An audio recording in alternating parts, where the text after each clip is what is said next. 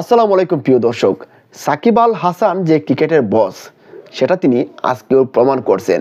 So Shakib Al হাসানের ভক্তরা যারা এই বাংলা টাইগার্সের খেলা দেখার অপেক্ষায় ছিলেন তাদের আশা হয়তো আজকে পূরণ হয়েছে।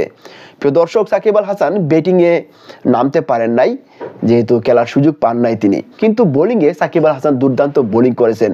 প্রথম ওভারের দ্বিতীয় বলেই পাবলো প্লেসিসকে আউট করে দেন সাকিব আল হাসান। সাকিব আল হাসানের বলে ছক্কা মারার চেষ্টা করেছিলেন পাবলো প্লেসিস, কিন্তু বাউন্ডারি লাইনে এসে সেটা ক্যাচ হয়ে যায় এবং পাবলো প্লেসিস আউট হয়ে যান। দ্বিতীয় ওভারের পঞ্চম বলে রুহান মুস্তফা সাকিবের বলে ছক্কা মারার চেষ্টা করেন আবারও, এবং তিনি যখন সাকিবের বলে সামনে এগিয়ে ছক্কা মারার চেষ্টা করেছিলেন সেটা ব্যাটে না লেগে সরাসরি চলে যায় উইকেট কিপারের হাতে এবং সেটা রান আউট হয়ে যায়। অর্থাৎ সেই সময়ের উইকেট কিপার রান আউট করে দেন এবং রুহান মুস্তফা আউট হয়ে যান।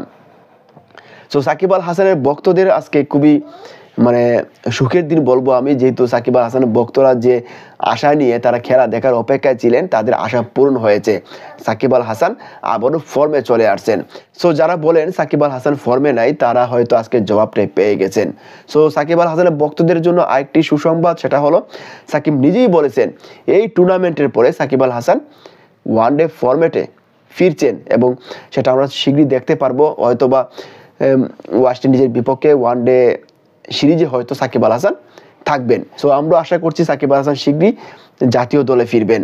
সো আজকের ক্যারি খুবই চমৎকার হয়েছে, সাকিব আল হাসান খুবই ভালো করছেন, মনের আশা পূর্ণ করেছেন সাকিব আল হাসান, দুর্দান্ত বোলিং করেছেন। সো আমরা চাই পরবর্তী ম্যাচেও সাকিব আল হাসান এইভাবে অবদান রাখবেন দলের জন্য। সো সবাই ভালো থাকবেন, দেখা হবে নতুন কোনো ভিডিওতে। খুদা হাফেজ।